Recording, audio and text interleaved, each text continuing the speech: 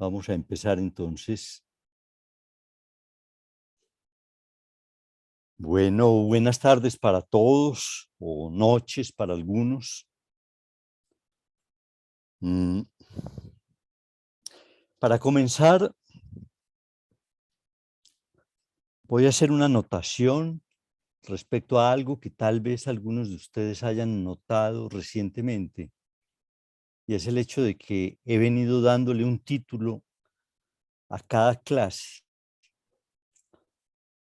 El título o los títulos nos permite en ese sentido, obviamente, acceder a una idea global de un texto, de una comunicación. Entonces, para la clase de hoy, les propongo como título a la exposición que haré el siguiente: ¿cómo emerge el uno para el psicoanálisis? Título que podría eventualmente también formularse en forma de pregunta. ¿Cómo emerge el uno para el psicoanálisis? Así pues que hablaremos en torno a esta idea. Pero estimo que algunas anotaciones o el recorrido mejor que hice en la ocasión anterior, si bien creo que fue claro, fue como me ha sido anotado por algunos de ustedes, denso y lleno de problemas complejos, cada uno de los cuales quizás admitiría una reflexión específica y más precisa. Me interesa, de todas maneras, subrayar hoy el hecho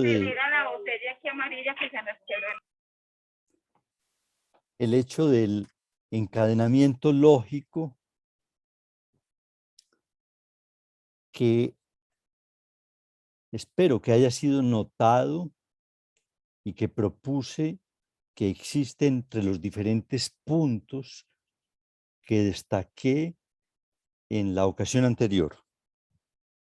Como recordarán, hice un comentario puntual, pero específico, a partir de la conferencia de Heidegger sobre el principio de identidad, especialmente destacando de esa conferencia 2 puntos, y son los nombres que utiliza Heidegger para nombrar el to auto de Parménides, que hemos traducido normalmente como el uno, ese to auto que Heidegger nombra pues con los nombres de la unidad, lo mismo, la mismidad o la identidad consigo mismo. Nombres que nos permiten comprender en forma un poco más precisa a qué apunta el concepto de uno desde Parménides hasta el pensamiento contemporáneo.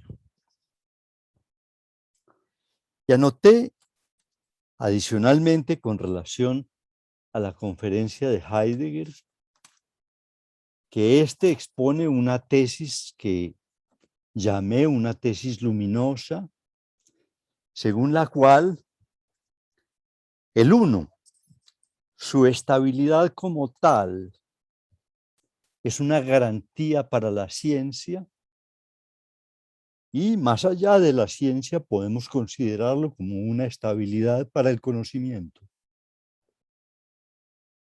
Notamos distintos ejemplos que apuntaban en esa dirección.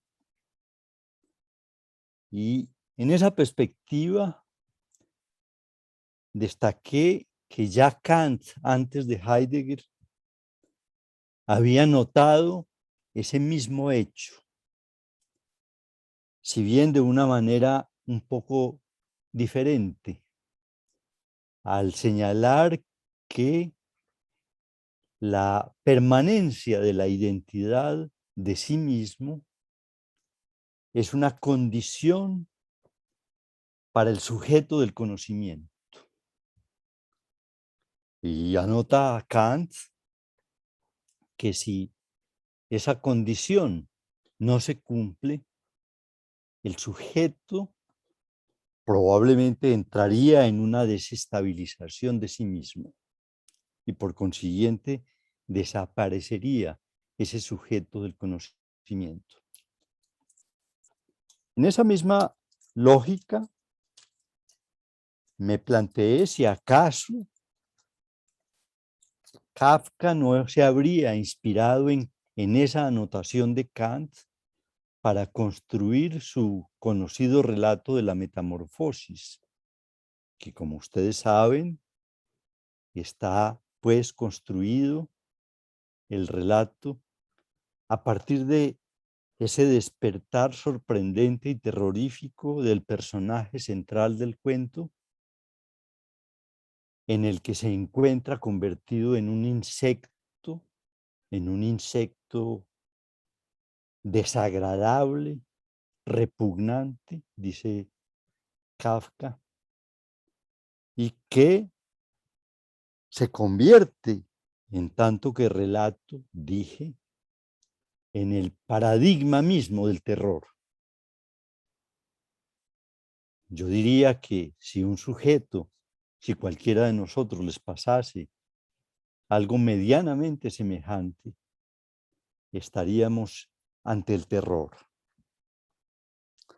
Lo cual me permitió señalar que habría la posibilidad de considerar la metamorfosis de Kafka en función del concepto de un Heimlich de Freud, o el concepto que Freud elabora en torno al término alemán, un Heimlich, que ha sido traducido, pues, lo recuerdo, como lo ominoso o como lo siniestro, y que le sirve a Freud para analizar especialmente algunas producciones literarias que se caracterizan, pues, por situarnos en la dimensión del terror.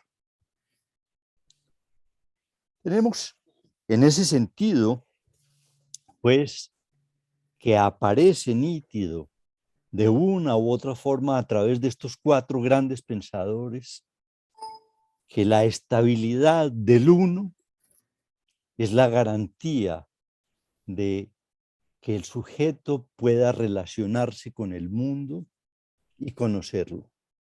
Si no, el terror lo invade y se desarticula toda relación del sujeto con el mundo. En ese sentido, les propuse que entonces consideráramos a partir de la ubicación de ese uno de Kant, de Heidegger, de Kafka y de Freud, consideráramos el uno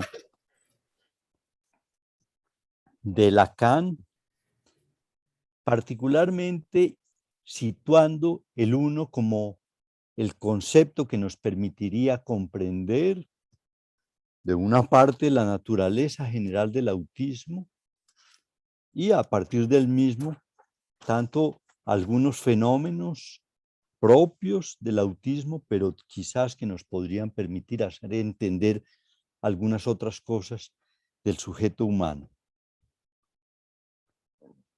Quizás olvidé destacar suficientemente una tesis de Lacan con relación al autismo, y es la tesis según la cual el autismo debería entenderse como una detención del lenguaje. Detención del lenguaje que fue ya notada por Lacan casi desde los comienzos mismos de sus trabajos, y que podemos encontrar en sus comentarios a algunos textos clásicos del psicoanálisis, como es el caso de un pacientico de Melanie Klein, en el cual podemos, o de los discípulos de Lacan, como los Lefort, en los cuales Lacan destaca que el autismo se puede entender como una detención del lenguaje. Entonces, traté de encadenar las tesis, esa tesis de la detención del lenguaje y de la primacía del uno, que se hace visible en el autismo, como una posibilidad para entender la naturaleza y la función del uno. Esto en la medida en que situar de esta manera el uno, la dinámica del uno, como algo que se detiene, nos permite pensar la relación que hay entre el uno y el lenguaje, y en términos globales, el problema de la pregunta por el lenguaje en el autismo. En ese orden de ideas, pues, creo que fue posible afirmar, pues, que el uno genera entonces un campo que, al quedar detenido, se reconoce desde el punto de vista fenomenológico como la problemática autista. Y al definir en ese sentido ese campo del uno detenido en el autismo, pudimos entonces, o me fue posible, proponerles el examen de tres puntos que tienen una actualidad importante en las discusiones que se dan entre los psicoanalistas en la AMP. Esos tres puntos son la polémica que existe en sí, esa detención del uno, se puede entender como que haya o no haya lenguaje en el autismo. Y les dije que por mi parte me situaba que, a pesar de que sea una modalidad singular del lenguaje, para Lacan es lenguaje, cosa que algunos psicoanalistas aún hoy no aceptan.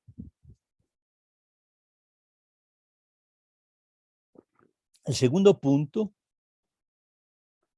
fue el de considerar especialmente un señalamiento agudo y muy pertinente de un psicoanalista argentino que se llama Patricio Álvarez,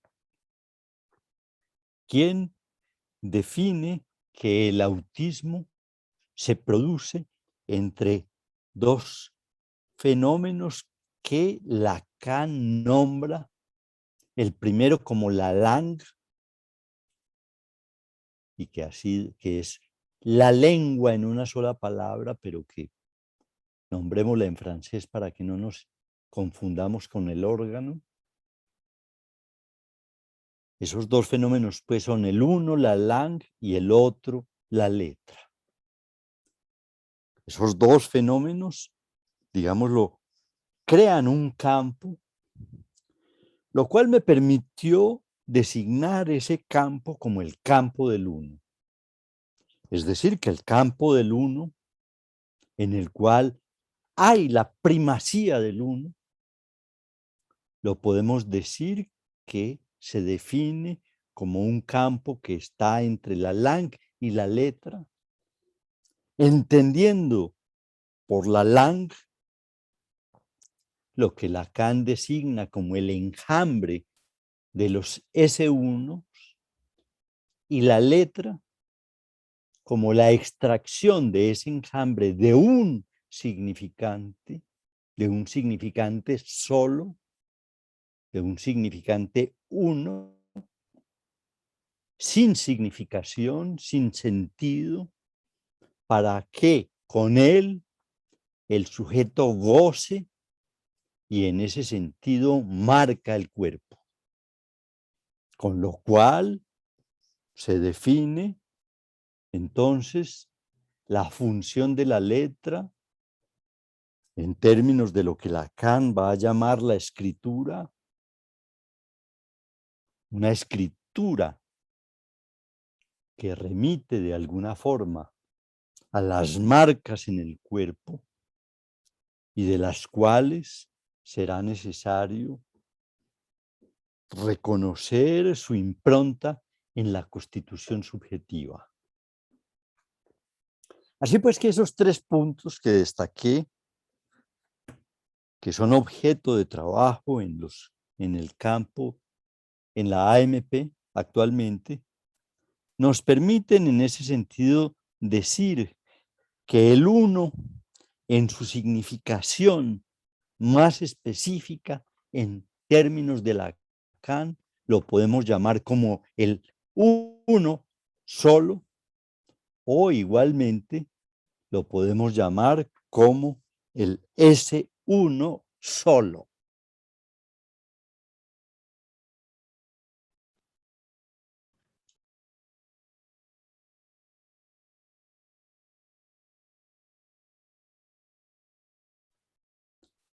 Tenemos pues, espero que me hayan oído porque al parecer se interrumpió un momento el sonido.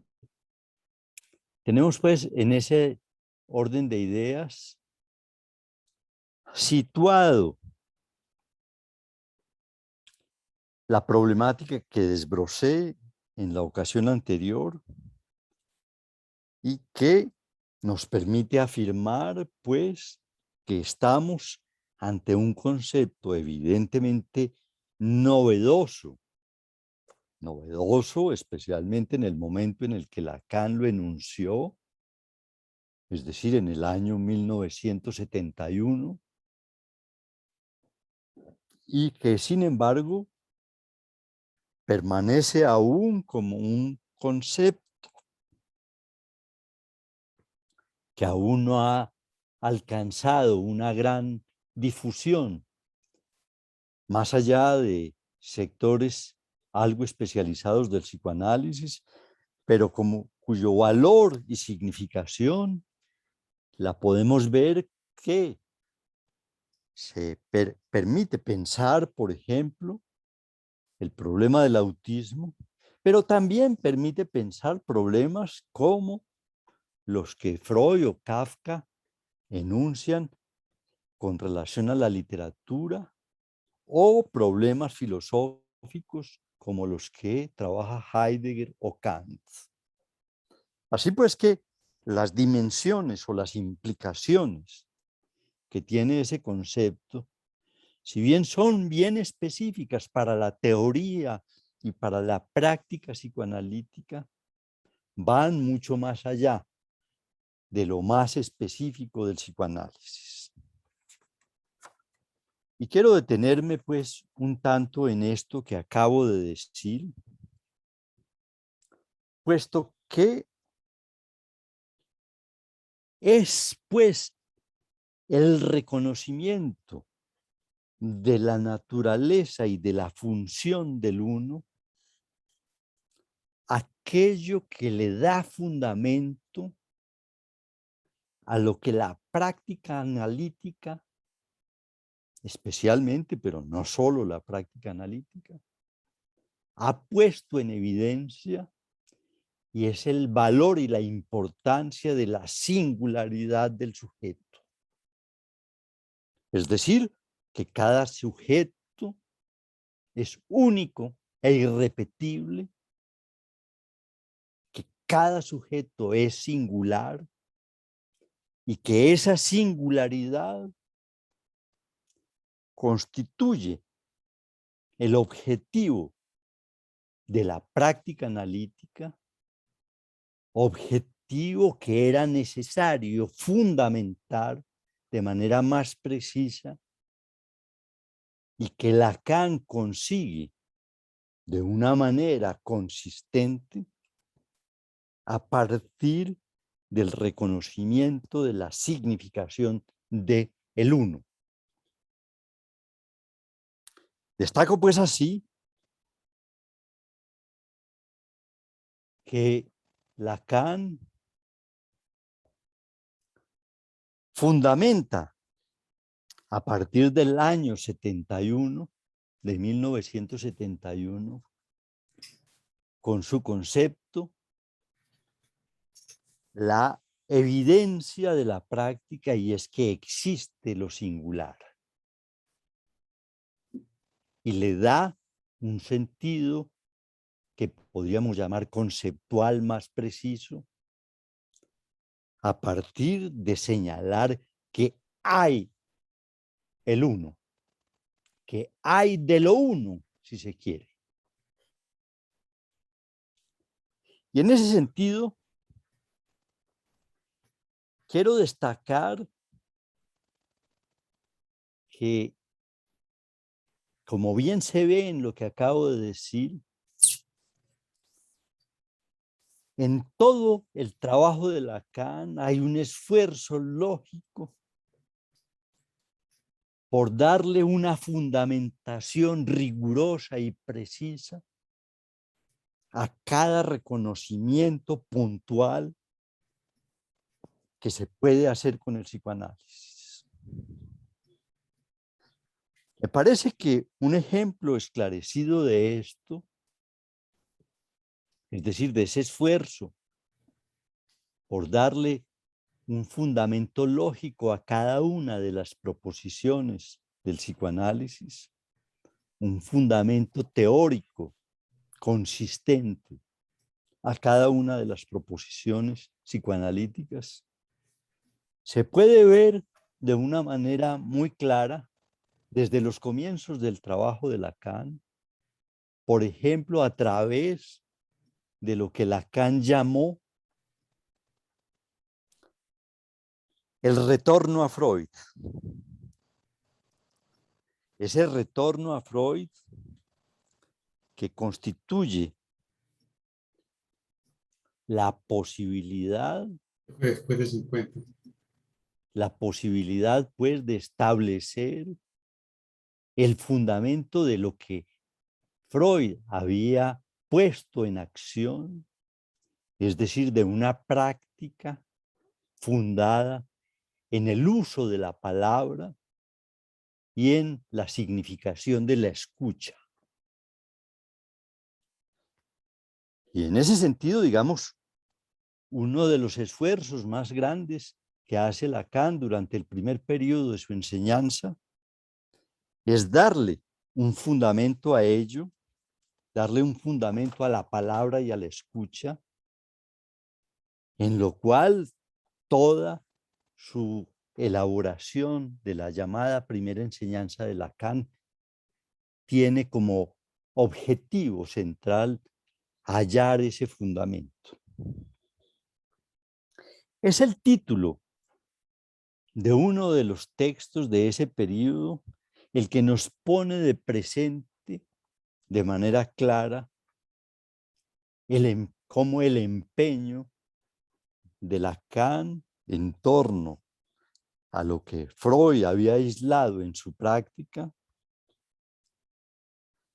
lo que nos dice que se produjo como resultado de ese esfuerzo lógico, al proponer que existe la función y campo de la palabra y del lenguaje para el psicoanálisis. Esa función de la palabra y el lenguaje que va a ser definida y concebida en torno a la famosa tesis según la cual el inconsciente está estructurado como un lenguaje. Tesis que sabrán ustedes bien que opera como una palanca teórica para Lacan y cuyas consecuencias son fundamentales en la medida en que reconoce, por ejemplo, la lógica del significante, que el significante tiene una lógica y que la práctica analítica debe de alguna manera reconocer esa lógica del significante. De eso se derivan enormes consecuencias que son, pues, consecuencia de esa formulación, de eso que llamo la palanca, de la cual se dotó Lacan a partir de los años 50. Y hay que decir que esa tesis del inconsciente estructurado como un lenguaje la podemos encontrar, por ejemplo, en el último Lacan, en el Lacan de los seminarios últimos. Así, por ejemplo, en el seminario 23, Lacan va a insistir, haciendo algunos ajustes y precisiones, en la idea de que el inconsciente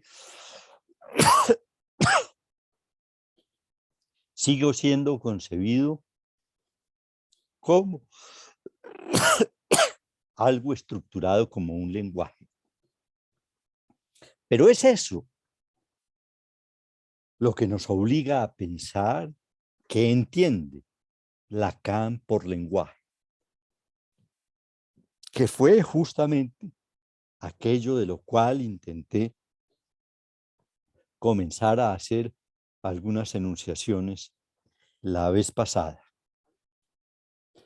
Y cuando digo ajustes, ajustes a la tesis del inconsciente estructurado como un lenguaje, quiero decir que en el último Lacan, el significante ya no solamente está siendo pensado en forma predominante como el significante que representa al sujeto para otro significante, o el significante que se articula con otro significante para producir sentido, sino que a partir de un cierto momento, Lacan, pues, va a considerar que el significante se puede considerar solo, sin sentido, lo cual implica que podemos en ese orden de ideas, como en efecto lo señaló repetidamente, hablar de un simbólico sin sentido. Ustedes pueden ver, por ejemplo, quienes aún tengan dudas al respecto, ver, por ejemplo, esa conferencia de 1974 llamada La Tercera, en donde Lacan hace una diferenciación entre un simbólico con sentido y un simbólico sin sentido, simbólico que llama un simbólico inserto en lo real. Por consiguiente, creo que podemos situar en ese orden de ideas que hallar los eslabones lógicos que nos permiten establecer el recorrido de Lacan para precisar la primacía de lo real, que va a acentuar en la última enseñanza, en su última enseñanza, es pues una necesidad teórica que a mi juicio se puede producir si comprendemos en forma suficiente la naturaleza y la función del uno. Espero que con ello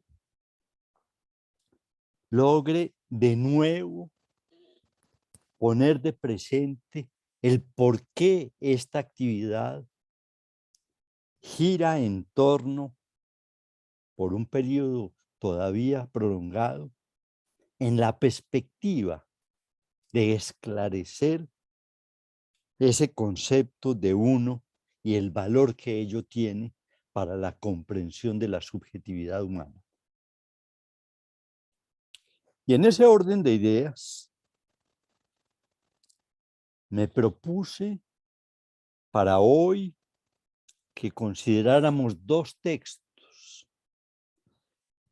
para dejar aplazado lo que prometí en la última ocasión de referirme al caso de Temple Grandin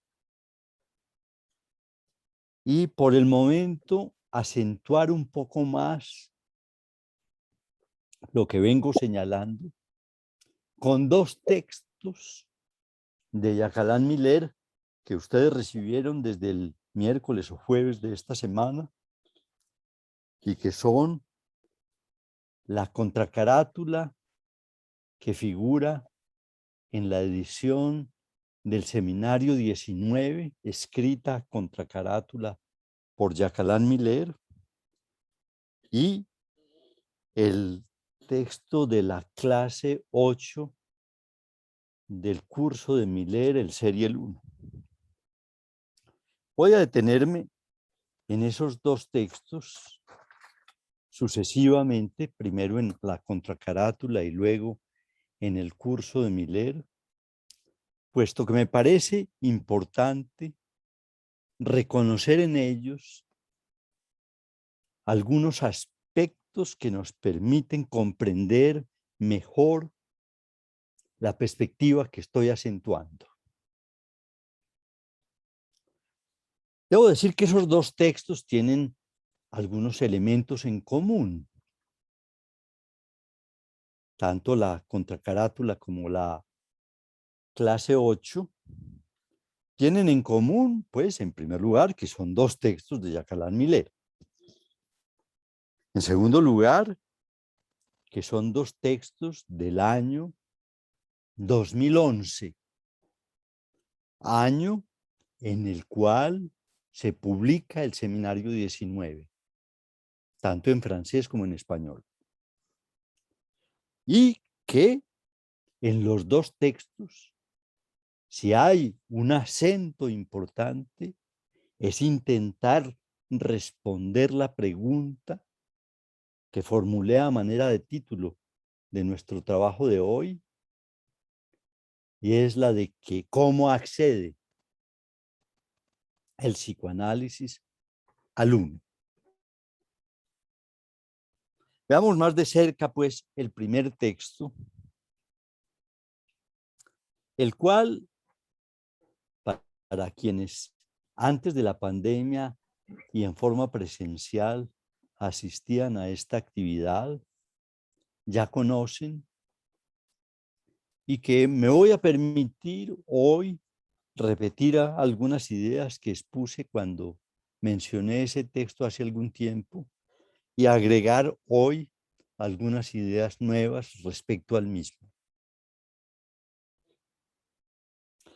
A mí me parece que el gran valor que tiene esa breve página de Miller es que allí se hayan condensados de una manera muy evidente y clara la forma en que Lacan consigue llegar a construir su idea de que hay el uno, que el uno existe, que el uno constituye un fenómeno que está más allá del sujeto y que sin embargo va a constituirlo. Y que por tanto las proposiciones que nos hace Miller en ese texto nos permiten situar mejor esas ideas.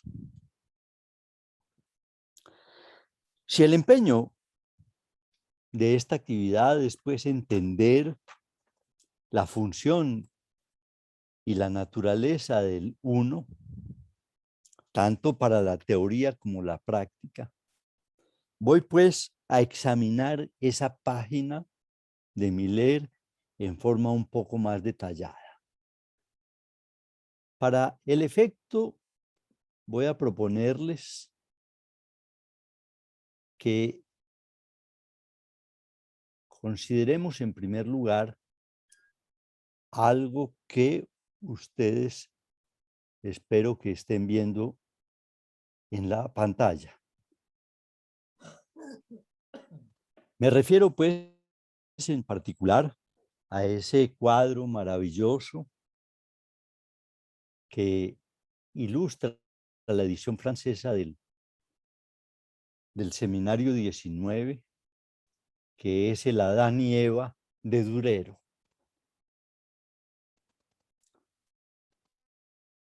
Ese cuadro fue colocado allí no solo por una razón estética, sino por cuanto permite hacer algunas reflexiones acerca del problema que nos ocupamos.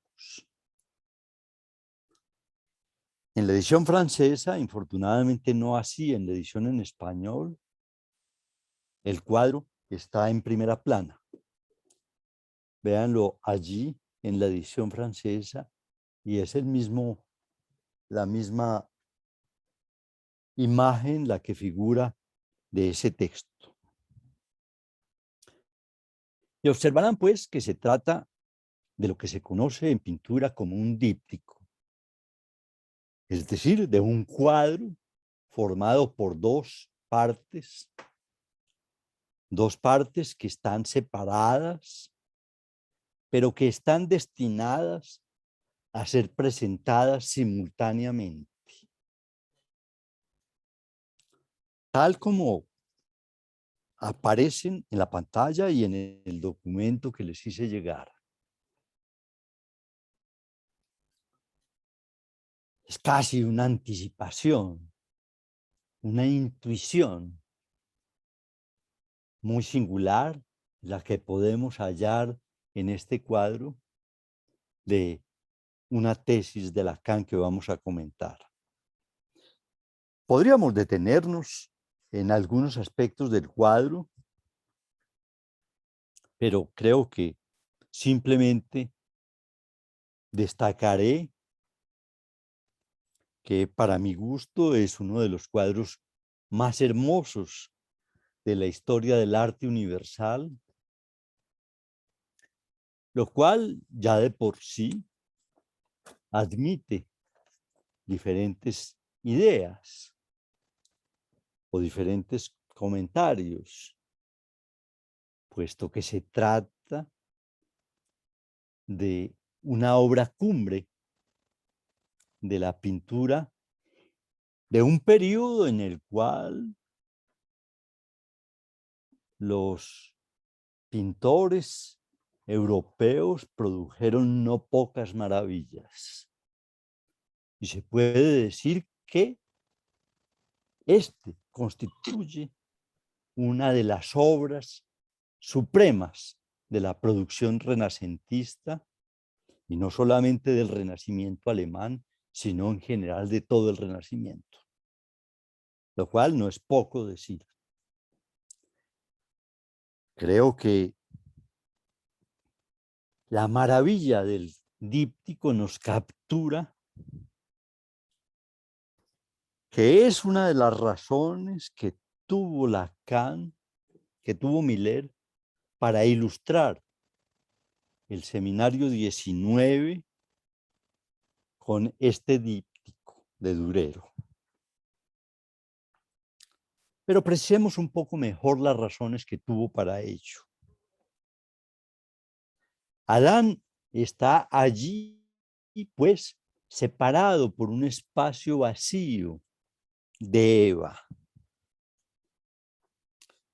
lo cual, para Miller, es la ocasión de considerar esa representación como una forma de formular por Durero la idea de que la relación sexual no existe. Tesis que, si bien sorprendió al mundo psicoanalítico cuando fue enunciada hacia el año 1970, pero que hoy, en cierto sentido, comienza a ser entendida y que vamos a intentar avanzar un poco sobre ella, a ver si reconocemos los fundamentos de esa proposición.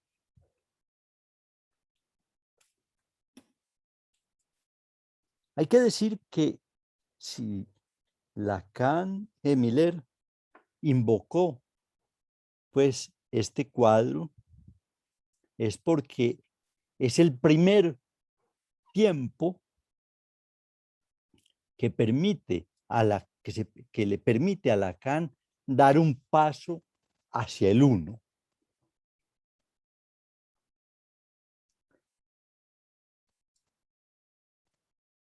Tenemos pues en ese sentido como punto de partida el cuadro de Durero.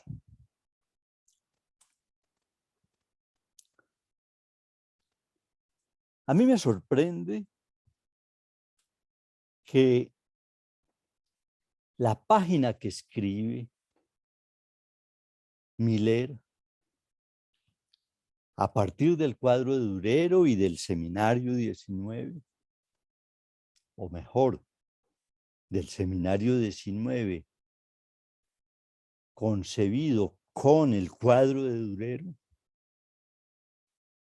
me sorprende que esa página sea prácticamente ignorada en los medios psicoanalíticos, cuando pienso que la potencia de las ideas que hay allí vale la pena reconocerlas. Veamos un poco más en detalle esto que acabo de decir. Personalmente me parece que es posible hacer esta afirmación. Y es que esa breve página de Miller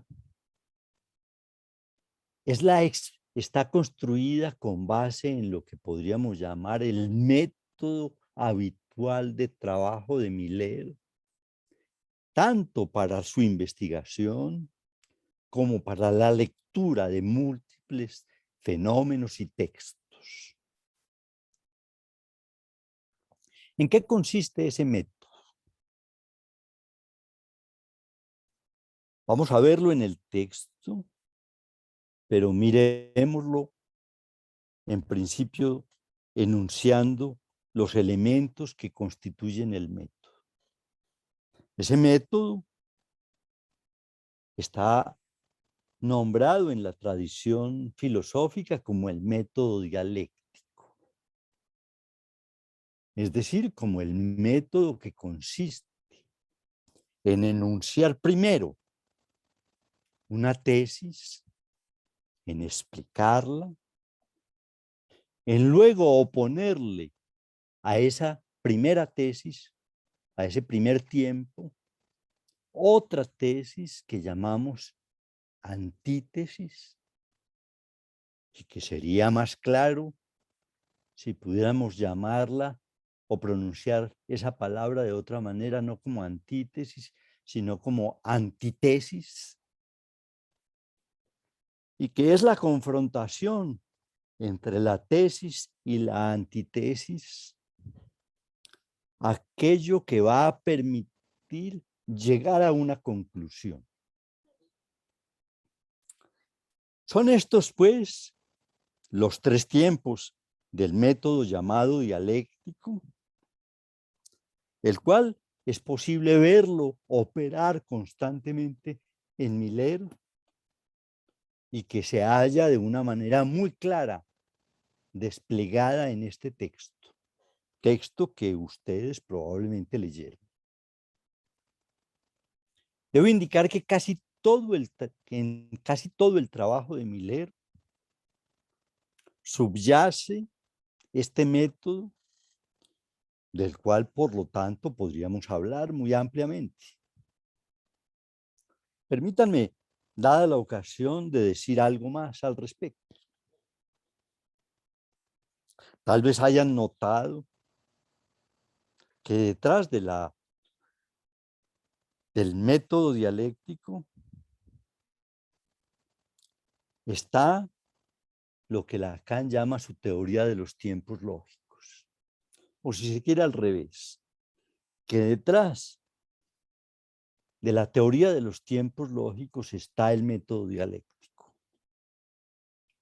Seguramente ustedes conocen bien la teoría de los tiempos lógicos, es decir, esa secuencia lógica con una lógica bastante compleja que Lacan explica en un texto, según la cual se pasa del instante de ver al momento, al tiempo de comprender y de allí al tiempo de concluir, al momento de concluir. Instante de ver, momento de comprender, tiempo de comprender y momento de concluir. No voy a repetir algunas explicaciones en torno a la teoría de los tiempos lógicos, puesto que puedo suponer que muchos de ustedes la conocen y si no, les invito a que se acerquen a ello en Lacan. Solamente quiero destacar que a mí personalmente me parece que detrás de la teoría de los tiempos lógicos está la teoría del método dialéctico. Pues bien, vamos a ver cómo en esa página que llamamos la contracarátula del seminario 19, esa página puede leerse en términos de tesis, antitesis y conclusión. O si se quiere, de instante para ver, de tiempo para comprender y de momento de concluir. Dicho lo anterior, creo que podemos preguntarnos entonces cuál es la tesis que hay en esa página, cuál es la antítesis que hay en ella y cuál es la conclusión, lo cual podríamos pues enunciar en términos de tiempos lógicos.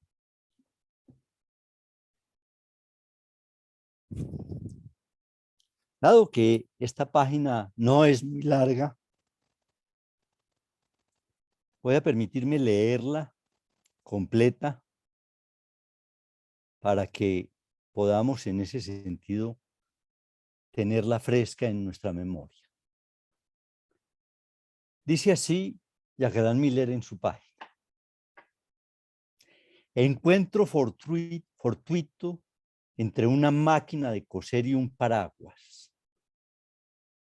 Encuentro imposible entre la ballena y el oso blanco. Uno, creación de Lautréamont. El otro, indicación de Freud. Ambos memorables. ¿Por qué? Sin duda ellos conmueven algo en nosotros. Lacan dice que se trata del hombre y de la mujer. Entre los dos, ningún acuerdo ni armonía. No hay programa, nada preestablecido. Todo está librado al azar, lo que en lógica modal se llama contingencia. Nadie se salva, porque ¿por qué esta es fatal? Es decir, necesaria. Hay que pensar que procede de una imposibilidad, De ahí el teorema: no hay relación sexual. Esta fórmula es famosa hoy en día. En el lugar de lo que así agujerea lo real, hay plétora. Imágenes que embaucan, que encantan, discursos que prescriben lo que esa relación debe ser. No son más que semblantes, cuyo artificio el psicoanálisis volvió patente para todos.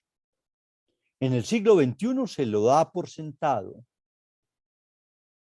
¿Quién cree aún que el matrimonio tenga un fundamento natural?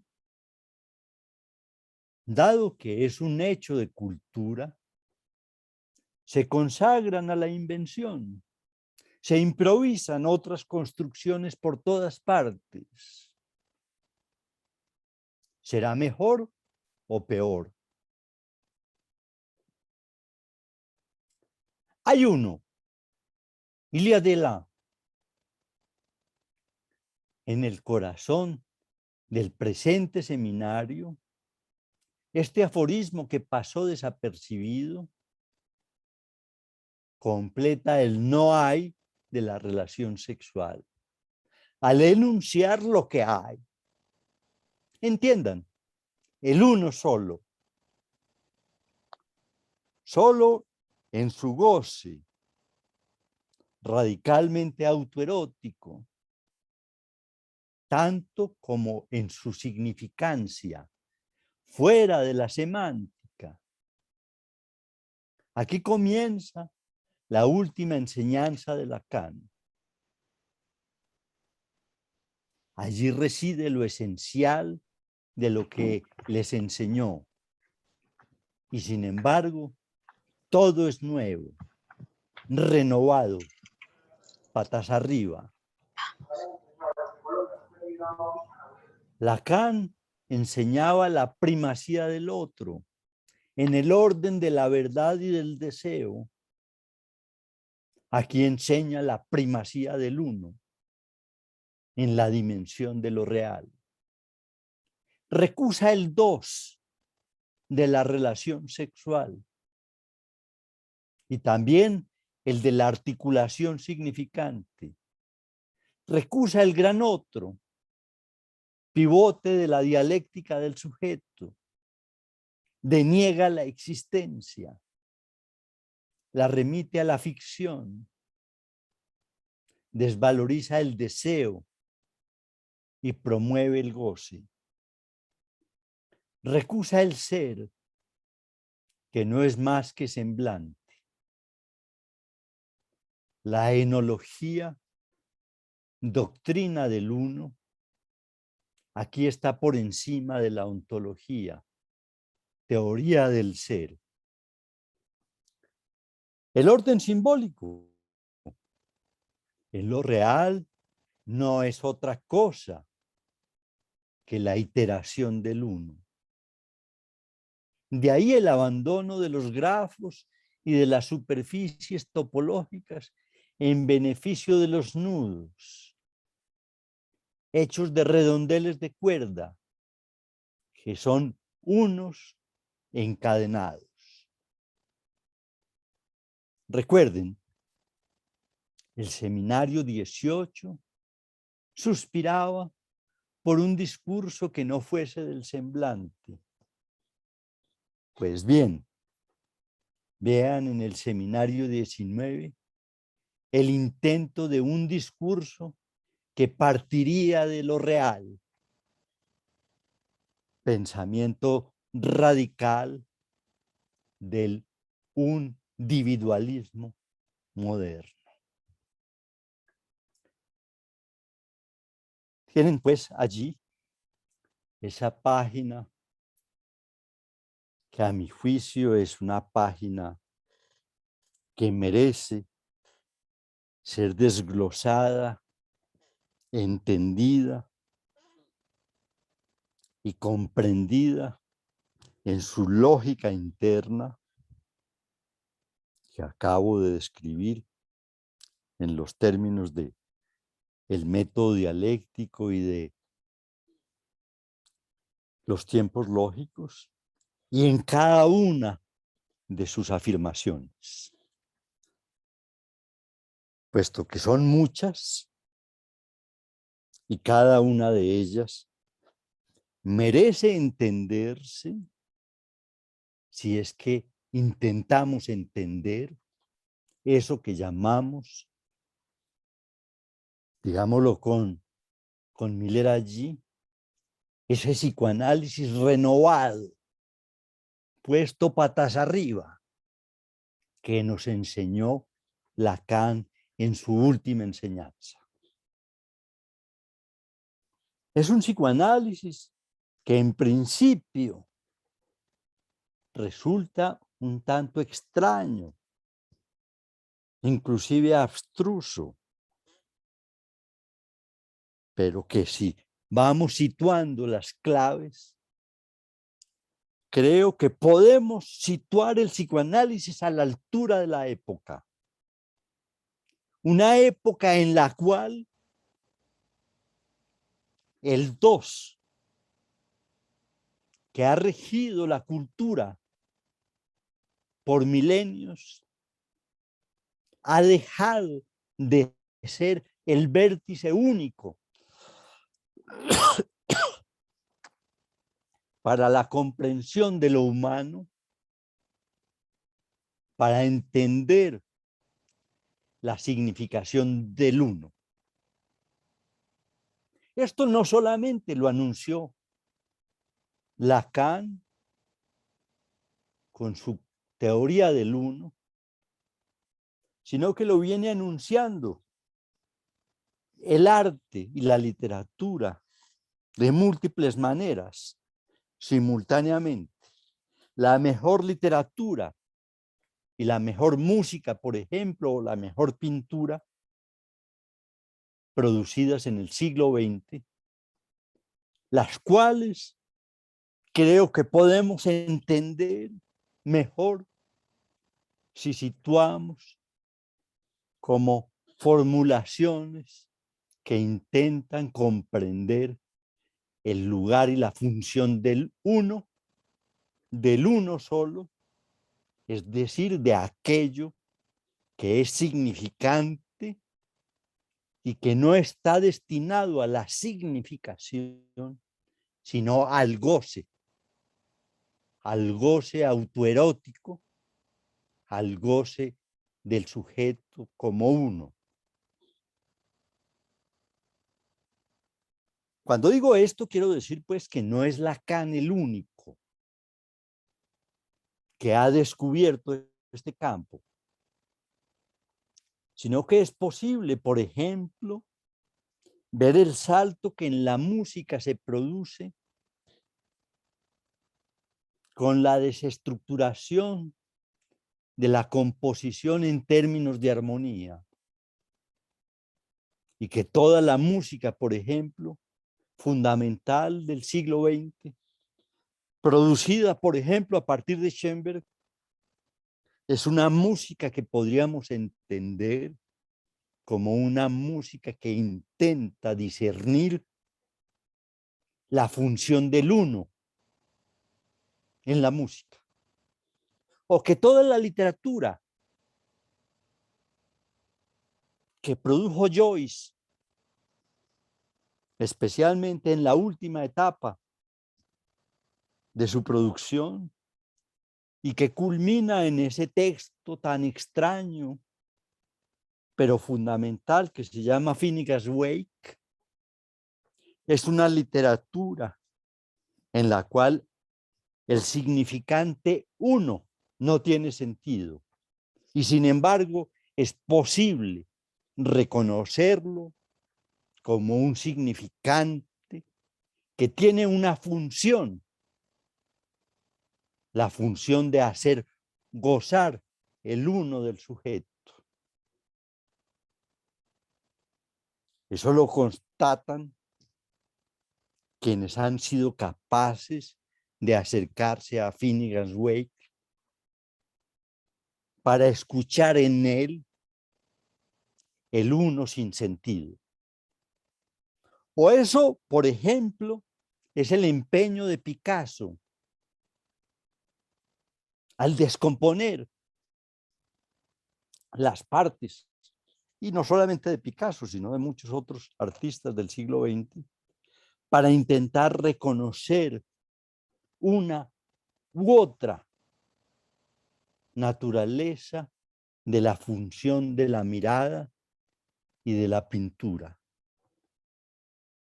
en la cual, por ejemplo, el arte abstracto ya es un arte sin sentido,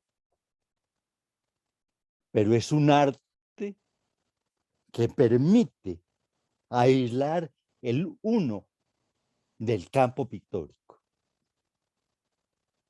Y así sucesivamente. Podríamos decir que en todos los campos surgen artistas especialmente, pero también científicos,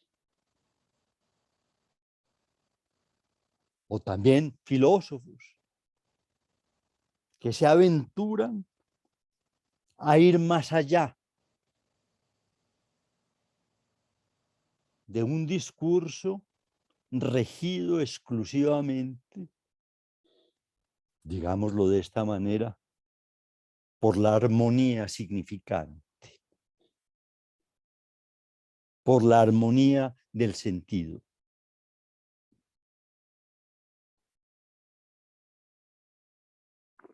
Es ese, pues, el problema que a mi juicio examina en esa breve página Miller, y de la cual les propongo que hagamos su lectura con cierto detenimiento para avanzar en la comprensión de la misma.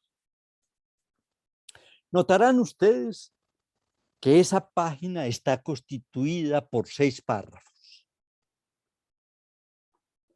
6 párrafos de los cuales me es posible afirmar lo siguiente. Los 3 primeros están destinados a presentar la tesis, lo que llamé inicialmente la tesis, lo que se conoce en términos de dialéctica, la tesis que sirve de punto de partida para el discurso dialéctico. Esa tesis es confrontada con una antítesis, la cual en el texto de Miller se halla desplegada en los 2 párrafos siguientes. Y el párrafo final opera como la conclusión. Tenemos, pues, de esa manera la construcción formal que vale la pena notar en el texto y que si ustedes se detienen en ella podrán ver que es muy clara. Examinemos, ya advertidos de lo anterior, cada uno de esos 3 tiempos. Tiempos que podemos llamar tiempos lógicos. ¿Cuál es la tesis del texto? No la tesis en el sentido de aquello que defiende el texto, sino la tesis que presenta para oponerle una antítesis. O si se quiere, ¿cuál es el tiempo o el instante de ver? Me parece que en esos 3 primeros párrafos, o esos 3 primeros párrafos, están destinados a presentar lo que allí llama el teorema de Lacan. Es decir, el no hay relación sexual. Y hay que decir que cada uno de los elementos de esos 3 párrafos están destinados a explicar lo fundamental del teorema de Lacan. Veámoslo más de cerca. ¿Cuáles son esos elementos? ¿Cuáles son los elementos que menciona Lacan, Miller, en el primer párrafo? Los elementos son el verso de lo tramo,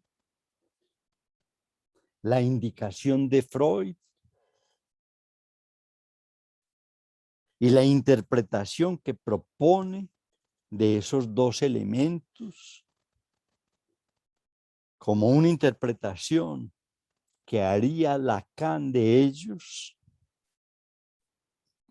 en términos de que tanto el encuentro fortuito del paraguas con la máquina de coser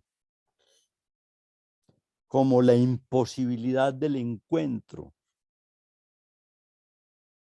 entre el oso polar y la ballena son una representación de la relación entre el hombre y la mujer,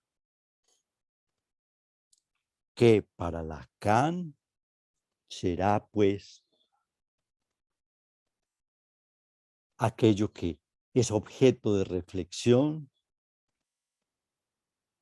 en primer lugar, pero no solo, en el seminario 18 y de lo cual podríamos hablar en otro momento. Se puede pues afirmar de manera que considero indudable que ese primer párrafo es una clara referencia al cuadro de Durero, que así como se hallan separados Adán y Eva en el cuadro por un espacio vacío, podemos decir que igualmente se hallan separados, así se dé un encuentro fortuito entre ellos, de una manera sustancial, el paraguas y la máquina de coser de las cuales nos habla el poeta. Y observen una cosa que a mí me parece extraordinaria. Yo me permito decirlo así porque así lo siento. Del texto de esa página de Miller. Pienso que esa página está construida de una manera seguramente muy cuidadosa, muy fina, por parte de Miller, a la manera de una muñeca rusa, de una mariosca, es decir, de esas muñecas que van metiéndose una dentro de otra, siendo siempre la misma muñeca, aun cuando cada vez más pequeña.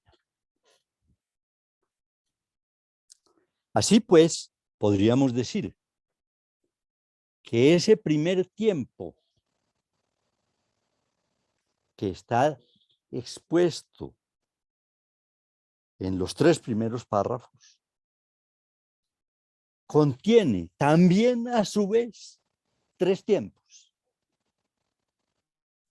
El primero, el del primer párrafo, para presentarnos algunas imágenes que nos permitan situar la separación existente entre el hombre y la mujer.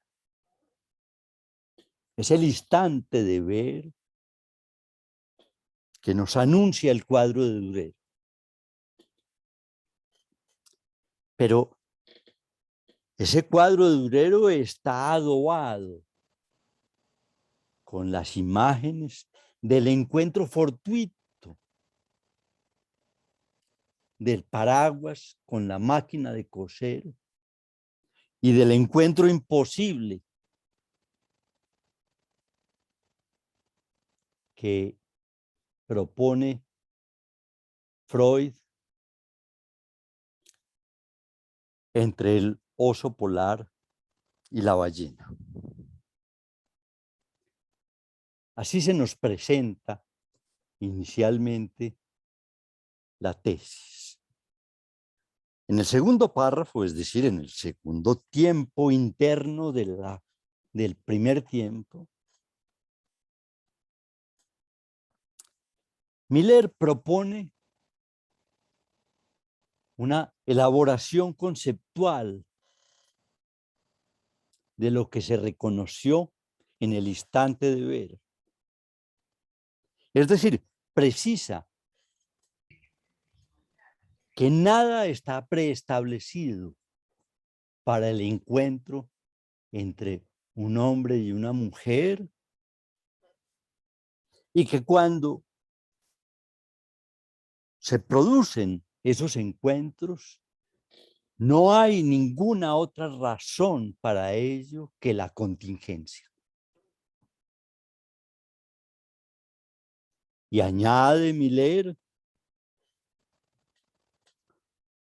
que si bien nadie se salva de la contingencia, ello procede de la vigencia de una imposibilidad. Es decir, de que nada determina en lo real que ese encuentro sea necesario, salvo la contingencia. Enuncia pues así Miller dos categorías que son fundamentales para Lacan para construir su noción de lo real. Son dos categorías que les invito a que tengan en cuenta y que están destacadas de una manera muy precisa en la reflexión que en ese segundo párrafo hace de las imágenes del primer párrafo.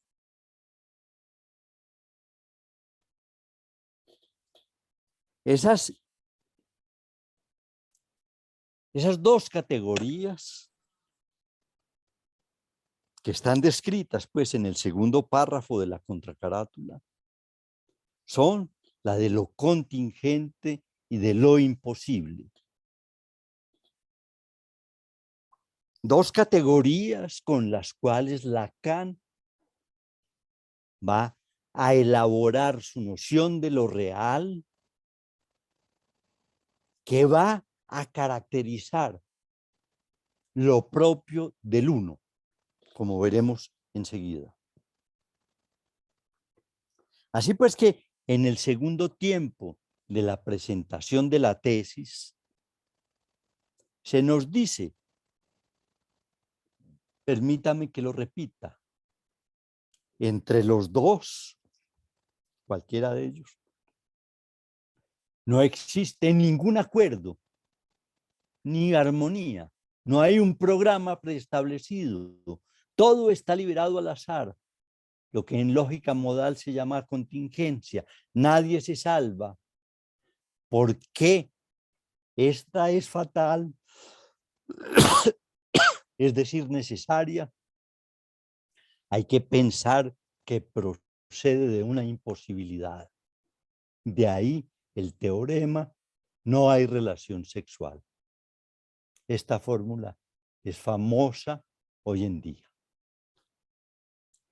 Nos propone pues la comprensión de la tesis, la cual apunta a destacar la significación que tiene lo contingente como la acción de lo real y la imposibilidad como aquello que tipifica lo real. Imposibilidad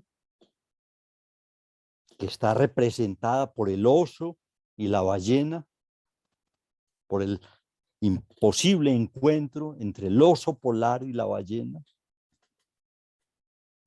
y por el carácter fortuito del encuentro entre el paraguas y la máquina de coser en una sala de cirugía. Pienso yo que de esa manera logramos comprender o por lo menos situar las categorías con las cuales podemos pensar qué quiere decir Lacan cuando dice que no hay relación sexual. Es decir, que nada predetermina esa relación, que no hay nada en lo real que permita decir que habrá un encuentro, que habrá una relación sexual, sino que es la contingencia lo que rige allí y la imposibilidad lo que en general construye el campo. Y agrega en el párrafo final de ese primer tiempo de la tesis que en el lugar de la relación sexual, de la imposibilidad de la relación sexual, Lacan reconoce que lo que se produce es una suplencia de ese no hay, y que aparece una plétora de hechos con los cuales la cultura intenta remediar la ausencia de la relación sexual. En esa plétora, dice, hallamos imágenes que embaucan. No puedo dejar de pensar, por ejemplo, en la pornografía.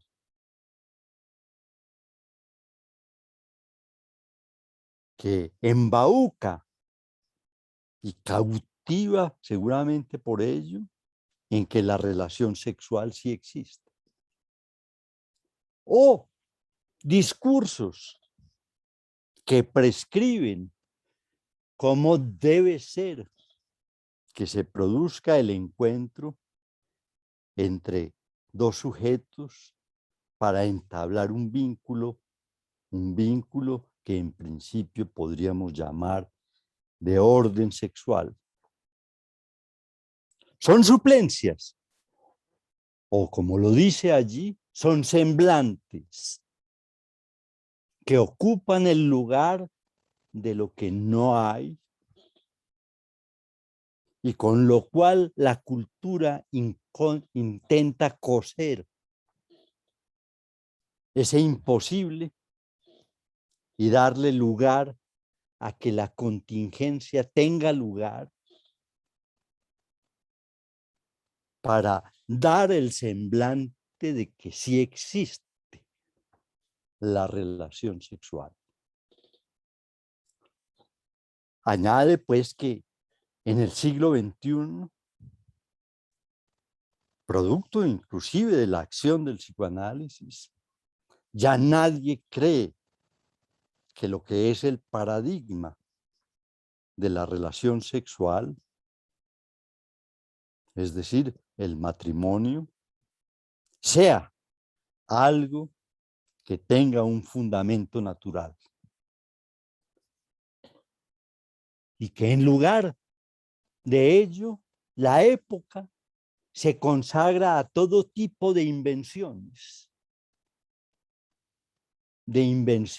que sustituyen ese semblante que ha caído y que permite que por todas partes afloren construcciones. Y entonces se pregunta, ¿será mejor o peor? Con lo cual evoca el seminario 19. Tenemos así pues la presentación de la tesis inicial, que podríamos decir que es la Mariosca mayor, en la cual se va a insertar la segunda, que es el segundo tiempo del texto, y el cual, en la medida en que se nos agota el tiempo, vamos a dejar para continuar la reflexión en la próxima ocasión. Les agradezco mucho su atención y los espero en 15 días, para lo cual les invito a que lean de nuevo o relean esta página con los elementos que les he propuesto y que nos permitirán nuevas reflexiones dentro de 15 días. Muchas gracias y hasta dentro de 15 días. Gracias, Juan. Muchas gracias, hasta luego.